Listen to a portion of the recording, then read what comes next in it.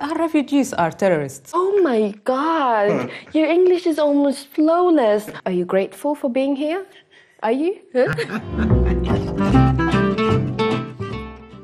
Can you speak English? No. Girl, they speak English where I come from. Actually, English is my fifth language. I speak 3 languages fluently. My dad speaks 6 languages fluently. They will expect straight away that I can't speak any English, maybe I haven't had any education back home, maybe I was just coming from the jungle. Believe it or not, we have universities and schools in Gaza. Did you come on a lorry? That's the classic. Well, I came by business class. Refugees come here through so many different ways. And those who come on a lorry, oh my God. 2 places where I used lorry was when I was crossing from Greece to Italy. I was put in a top of a lorry engine, which was very hot and very scary and dangerous. And I think people make fun of it as well, like instead of respecting it. We were absolutely very, very fortunate that the driver had not put on the freezer. If he has put on the freezer, we would have been killed on the last leg of our journey. Being detained. Have you ever been detained? When I was 13, for 3 months, I was detained and... Wow, at the age of 13? Yeah, with my mum in Yarlswood Detention Centre. It was like, when you play Monopoly and keep learning, go back to jail. That was exactly my life. If you go on Yarlswood's website, they word it so nicely with the facilities and, this and that. It's not. Unfortunately, some of these asylum seekers will be detained for 7, 8, 9 months, and some of them over a year. Barbed wires, roll calls 3 times a day, the windows are sealed, the walls are very high. And the worst is they don't know when they're going to come out of those places. When you're in detention, at least if you're in prison, you're there for 7 years or 10 years. But if you're in detention, you don't know. Yeah. It's just so difficult to feel that traumatic and then to be interrogated in a small room. I didn't have documents to show that I was 13, for example. They did not believe my age.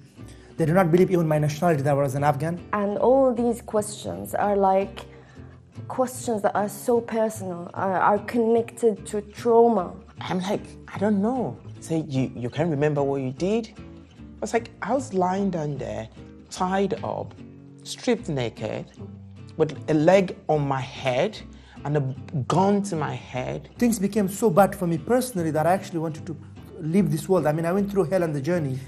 But in the UK, things became so bad, I literally committed suicide twice because the idea of not being believed and being kind of looked at, disvalued. You didn't have the same value, or it was your fault.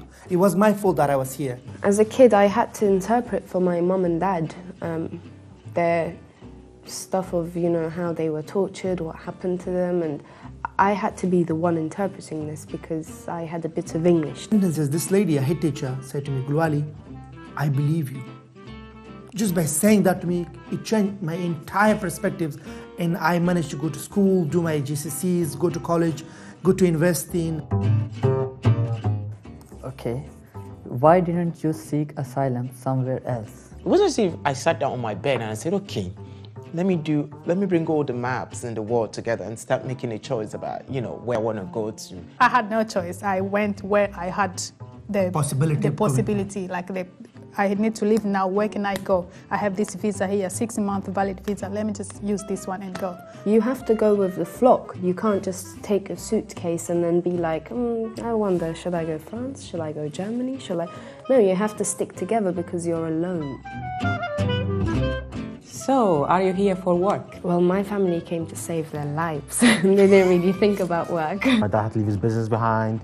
He had to leave his dad behind. Money-wise, I was better off in Africa. Myself, I'm an engineer. I have a senior position. Before I come here, I worked for 4 years in a big engineering company. You have a whole bunch of doctors, nurses, and dentists, and lawyers who, unfortunately, are not able to practice here, which is a big shame. Don't you want to go home? I mean, there's nowhere better than home. If I could choose, I would choose my home first. I would go home, but what's there to go to? As long as the situation remains the same, it will be life-threatening for us to return home. But I can't go home just because someone wants me to go home. I can't put myself where a bomb is going to explode at any time just because someone wants me to go home. I spent so many years and hardships and gained our freedom, and we can speak, and this is home. It's such a shame for those who don't like me being here as a refugee, because they're going to have to put up with me. This is home. Home is here.